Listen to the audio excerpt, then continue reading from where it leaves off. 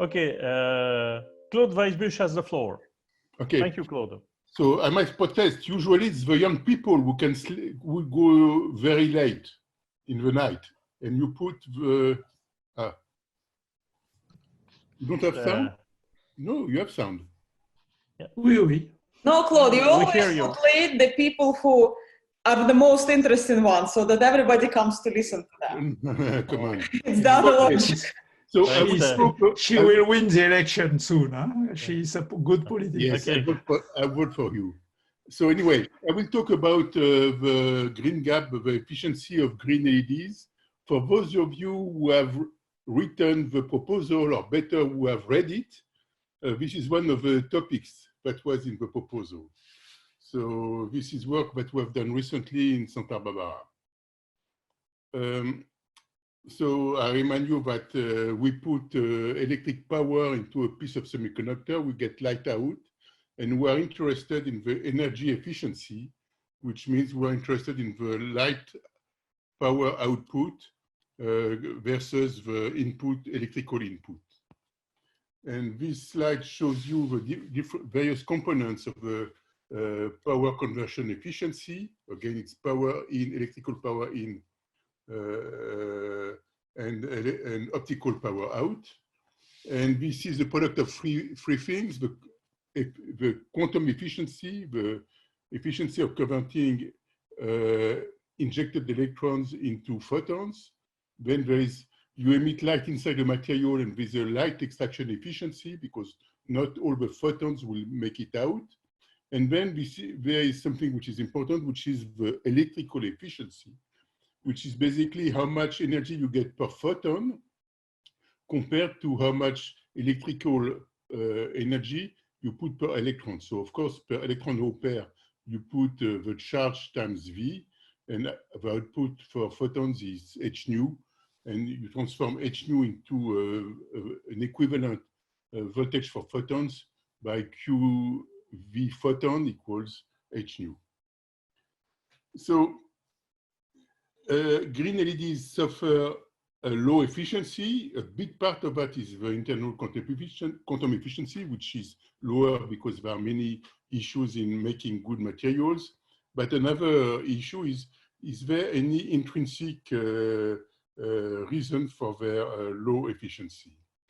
And then let me remind you that when we look at LED, we inject electrons and holes from contacts, and if we look in more detail at the band structure of a biased typical LED, here it's a simple double hetero structure, you emit light basically when the difference in the Fermi levels, which means between the potential of the metals which inject in the semiconductor, is just equal to the band gap of the emitting material, which means that typically you apply a voltage such as the QV, the energy per electron hole pair, is just equal to the band gap to the h nu of the emitted photon.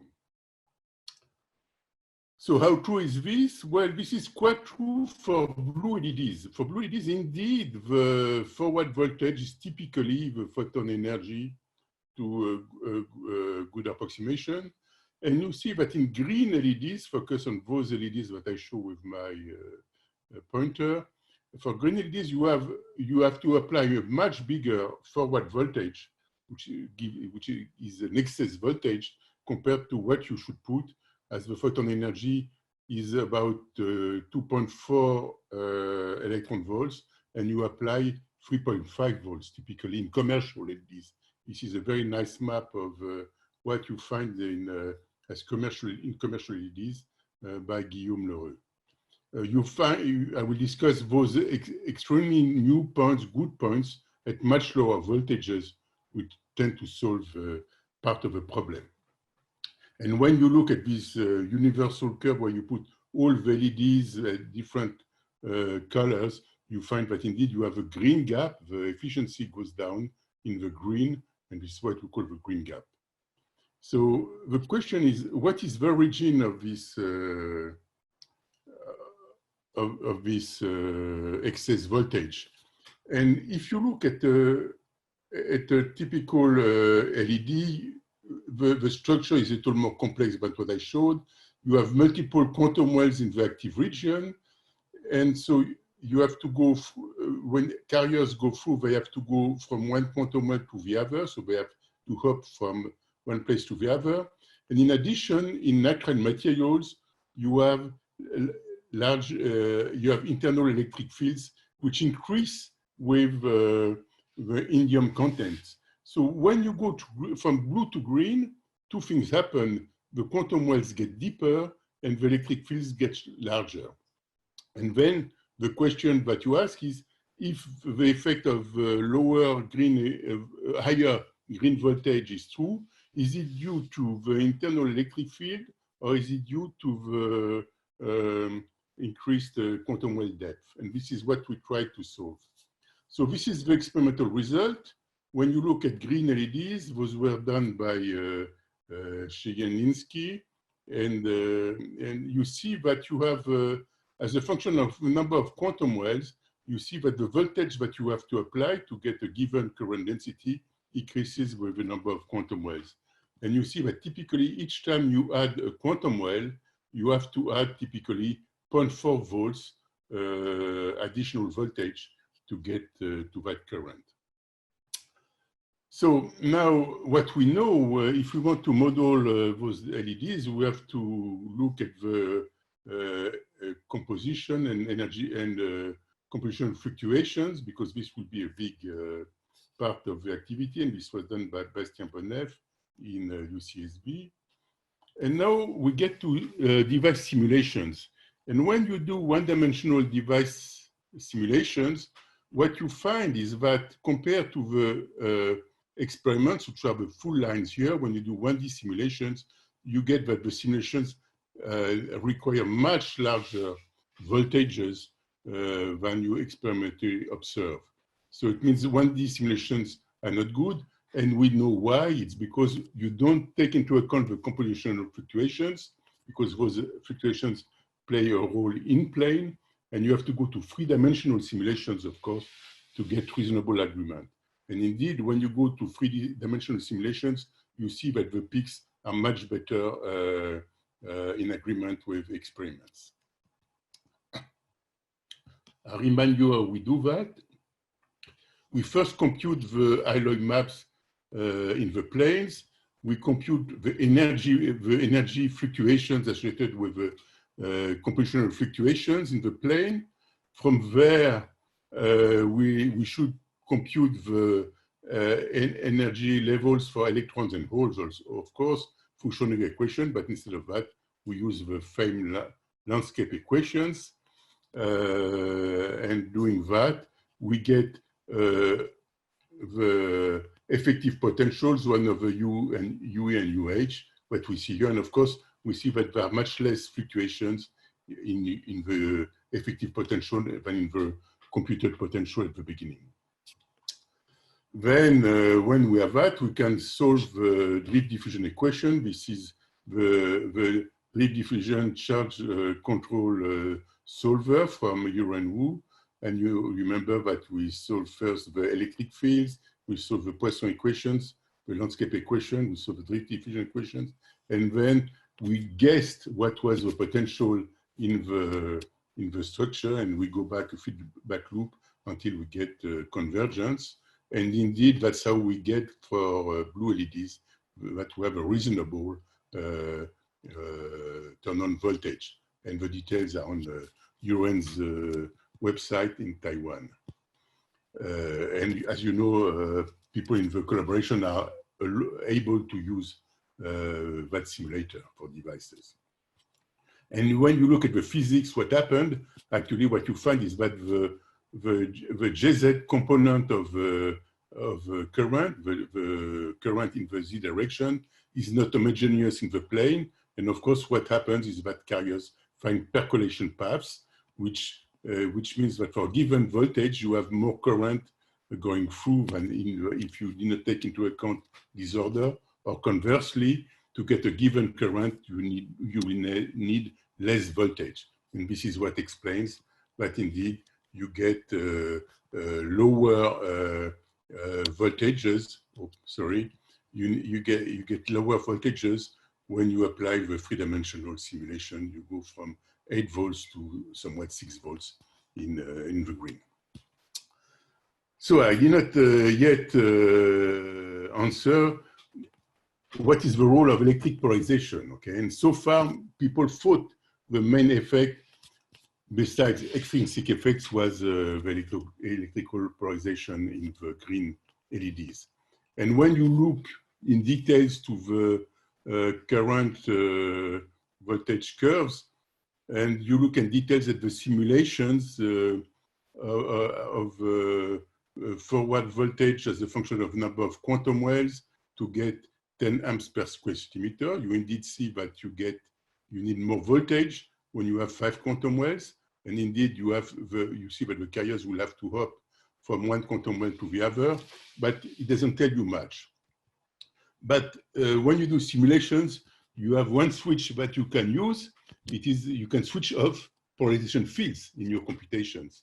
And when you do that, then you see very different things for blue and green LEDs. For blue LEDs, you see that there's very little change when you switch off the polarization fields. No, excuse me, it changes a lot. The excess voltage for 5 quantum wells in the blue was 0.45 volts. And you see that then when you switch off the polarization, there's basically no difference between the turn-on voltage, for 5 quantum wells. So which means that everything was due to polarization fields. There is no excess voltage when you switch off the polarization fields between 1 and 5 quantum wells.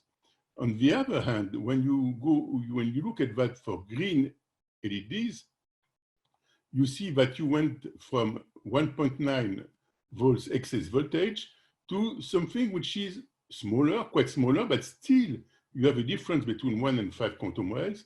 It's 0.3 volts when you are at low current, 20 amps, but it goes up to much more, 0.7, 0.9 volts when you are at 100 amps per square. And this is non-linear. So clearly it's different, and there's an excess voltage still, even without polarization fields. And the physics of that you can find when you look at in detail at the conduction band edge with zero polarization. What you find is that when you go to larger currents, you see that you increase the bias voltage, of course, but you see that the excess voltage is not the same between the extreme quantum wells. What I mean here is the first and second quantum wells and the 4th and 5th quantum wells, whereas you have a big voltage drop in the middle quantum wells. And this is due to the fact that you have sequential injection. The electric field is not homogeneous in your quantum wells. You first inject electrons in the first, second quantum wells, which will diminish the field between those quantum wells, but then you have to apply a large electric fields between the next quantum wells so that electrons can flow through. And of course, the same occurs for holes. So this is why only the extreme quantum wells are much better injected, and that's what you find for the carrier densities in the different quantum wells. You find that the electrons diminish very quickly between the first, second quantum well diminished throughout the structure, and the reverse is true for the holes. And of course, those effects are much bigger in the green LEDs than in the blue LEDs. So this is a new mechanism. It had been seen before in unipolar quantum well in superlattices many years ago. And this is the sequential injection of carriers in multiple quantum wells.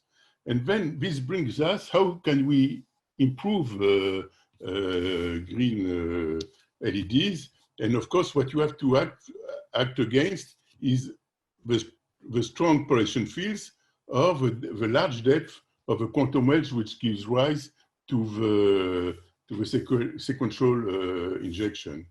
And 1 minute. there are 3 ways to do that: by dope barriers, alloy barriers, lateral injection. I know that I'm off, so I won't show that. You can ask questions. And then just to summarize, landscape theory is quite efficient to simulate natural materials and devices, but still we have many challenges. I showed you that we have reasonable agreement with experiment, but it's still not perfect, and there is a lot to improve.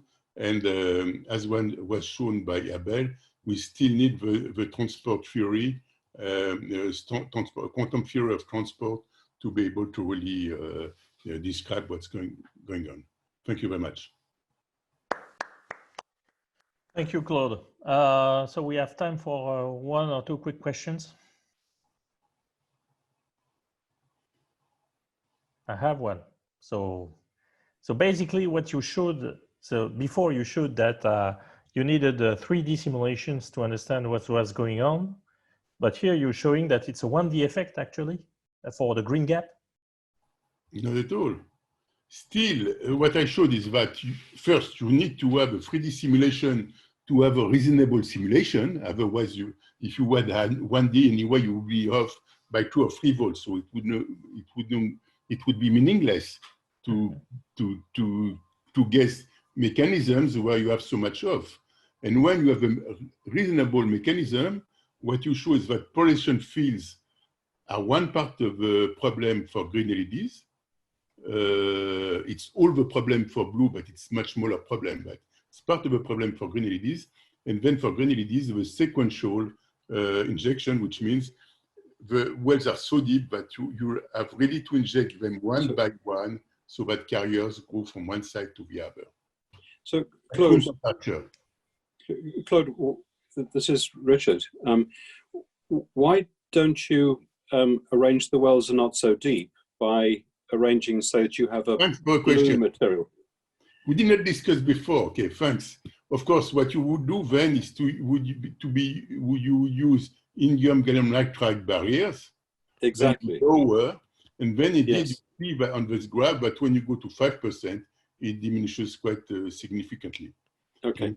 Which is, of course, ongoing work in UCSB. As you ask the question, of course, you also diminish the electric fields by doping. If you do doping, then you can screen the internal electric fields. And the last solution that you have is, of course, to inject laterally the carrier so that you don't have to undergo the cascade of injections. Yeah. And this is what this was the recent progress in the field. Okay. But it's Thank easier you. said than done, of course. Thank you, Claude. So in the interest of time, we have to move on to the next speaker. Thank you a lot again.